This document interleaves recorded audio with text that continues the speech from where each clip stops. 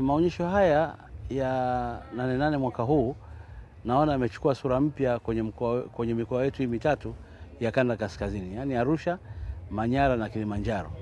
Kwa hiyo niwaambie tu kwamba maonyesho haya yana tija kubwa, na hasa kwenye kilimo na ufugaji kwa wakulima wetu na wafugaji wetu. Tumeona maendeleo ya watu ambao wanazalisha mbegu za kisasa ambazo zina tija kubwa, na ambazo wametuambia kwamba hizo zinaweza sasa kufika kwa heka moja kwa mbegu za mahindi, mbegu ambazo zina majina mbalimbali, zina tembo, zina punda milia, zina nyati na nyingine ambazo zitasaidia sana kuwainua wakulima wetu.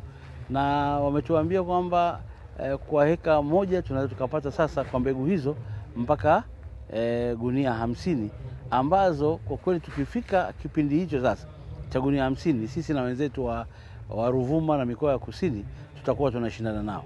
Lakini tumeona bidhaa za mboga, tumeona nyanya za kisasa, mbegu ya kisasa ambazo zinazalisha nyanya, tumeona vitunguu vizuri ambavyo vina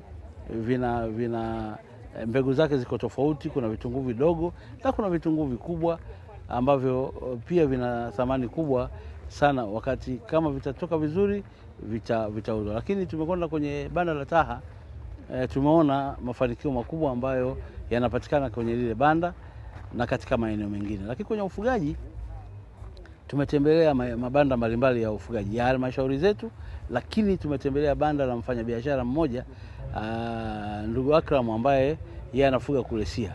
Tumeona bridge ya ng'ombe dume lina kilo 1000 mpaka 1300, na tumeona jike lenye kilo 700 mpaka kilo 750. Kwa hiyo hizo sasa ndio mbegu za Watanzania wakulima wa mikoa yetu ya kaskazini kufuga kwa kufuata ufugaji bora wa mbegu zile ambazo zitatupatija. Baada ya kufuga ng'ombe wengi, ng'ombe 100, ng'ombe 200, wewe unafuga ng'ombe wako 20, ukitoa ng'ombe 20, ukitoa 10 kwenda kuuza kwenye soko unapata fedha nyingi. Tumeuliza na nyinyi ni mashahidi. Tumeambiwa ng'ombe mmoja anauzwa milioni 16. Ng'ombe mmoja, dume moja.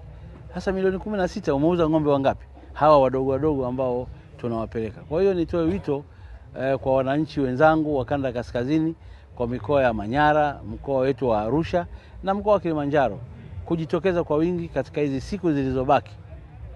Na maonyesho haya yatafungwa tarehe 9. Waje wajifunze, na wakishapata elimu hiyo sasa waende kwenye mashamba au waende kwenye maeneo ya ufugaji ili na wao wa practice hayo mafunzo ambayo wameyapata. Lakini mpongeza sana mkuu wa mkoa wa Arusha na mkuu wa mkoa wa Manyara kwa kazi nzuri ambao wameifanya. Tumeona leo tuko na madisi wanapita huku na huku, na wao wanatembelea mabanda haya wakiwa siku zao za zamu.